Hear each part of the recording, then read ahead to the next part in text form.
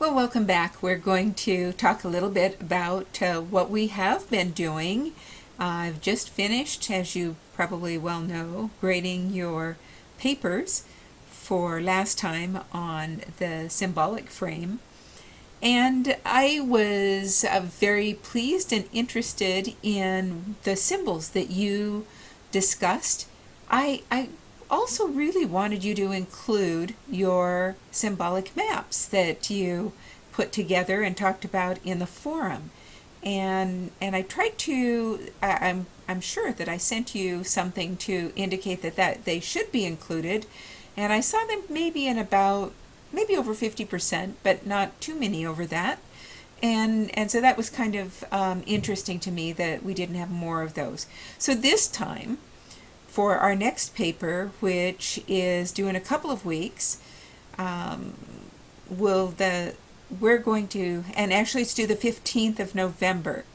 And so we're going to be discussing an activity that is conflict across the 4 different frames, and that should give you an opportunity to look at leadership as unified and as different leaders would utilize conflict or reorganizing or decision making or strategic planning. Any of those pieces, we're going to specifically look at conflict, but we're going to look at it through the lenses of different leaders and how they might approach it.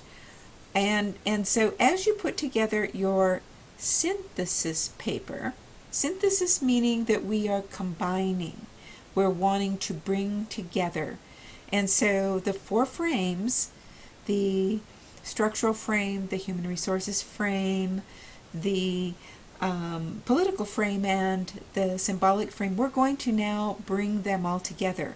And I've got a holistic example for you of when Ricks College moved into BYU, Idaho, and to kind of give you a sense of how all 4 frames moved a college into a university that was aligned with the spirit of Ricks College with the mission of BYU, Idaho. And there were bumps in the road. And this is obviously a parochial example, but I want you to have a sense of how it worked, and I hope that it makes sense to you.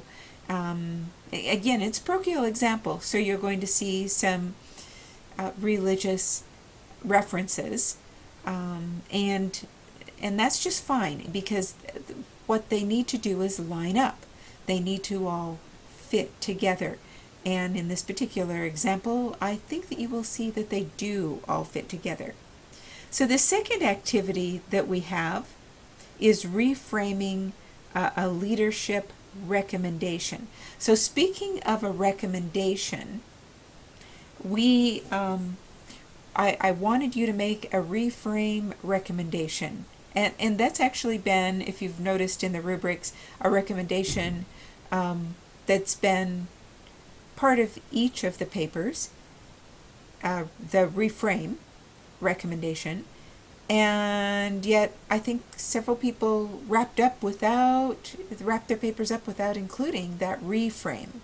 What I'm talking about with a reframe is to look differently, take a new perspective on something that you think should be improved, that you think could be done perhaps better, something that would offer more.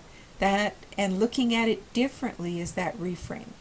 And so I want you to discuss that as part of your synthesis paper also. As a matter of fact, your synthesis paper should be a reframe, should look at combining and reframing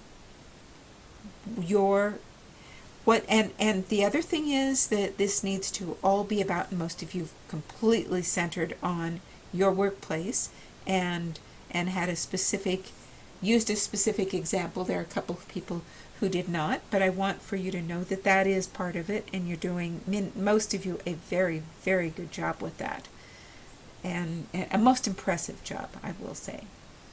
So I'm just going to bring up this activity that will be in next week, not this week coming up. The activity this week coming up is conflict across the 4 frames. Okay, so what we're going to do, well, let's go ahead and bring this up. And so this is for week 11. Can you believe we're going into week 11? It's just amazing how fast this semester is going. So this week what we're going to be doing is looking on in the 5th edition. I hope most of you are using the 5th edition and of Bowman and Deal, and the 5th edition, page 308. We're going to look at definitions of conflict across all 4 frames. And so, for example, the structural frame approaches conflict as authorities maintaining an organizational goals. So everything's about maintaining the goals. The human resources frame looks at individuals confronting conflict to develop a relationship. So they want to smooth out the conflict and maximize relationship, because conflict gets in the way of relationship. So conflict is not necessarily embraced by the human resources frame, while it will be in the structural frame and the political frame. Political frame uses conflict as power to defeat an opponent.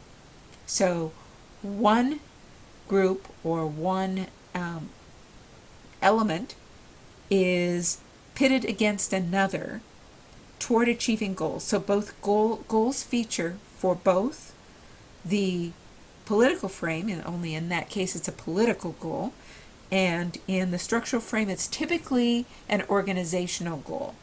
We're trying to resolve the conflict in order to maximize the goal of the organization in structural, and in political we want to get our way, basically. We want to win, and that is the goal of the political frame. The symbolic frame uses conflict to negotiate meaning. What's this about? What's the conflict about? Why might we have differences in our viewpoints? What might that mean? And how can we negotiate such that that conflict might become a way of opening out multiple views toward developing shared values? So the idea is relationships for human resources and shared values and meaning for the symbolic frame. So let's talk about how conflict works in your organization with very specific stories and examples. That's what this is going to be about. And now let's look at our activity for the following week. Now both of these are going to contribute, both of these activities are going to contribute to your synthesis paper.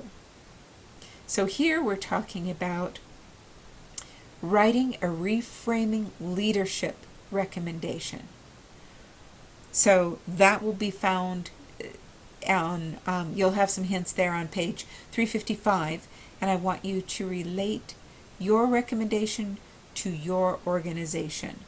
So this should also, reframing a leadership recommendation should also feature in your synthesis paper.